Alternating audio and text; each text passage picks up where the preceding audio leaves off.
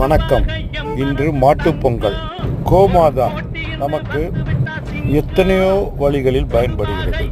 வருடத்தின் ஒரு நாள் அதற்காக நாம் பொங்கல் விட்டு அதற்கு பூஜை செய்து வணங்கி வரும்பொழுது நமக்கு நல்ல செல்வ வளம் கிட்டும். கோமாதா என்று சொல்லும்போது அதில் 33 தேவர்கள் வசிப்பதாக சொல்வார்கள்.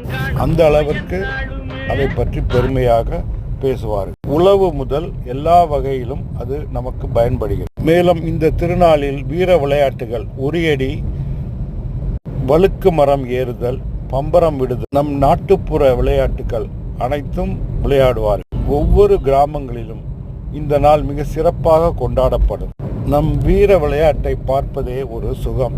இயற்கையை வணங்குவோம், இயற்கையோடு ஒன்றி வாழ்வோம், நோயற்ற வாழ்வை பெறலாம். நன்றி. ஹாப்பி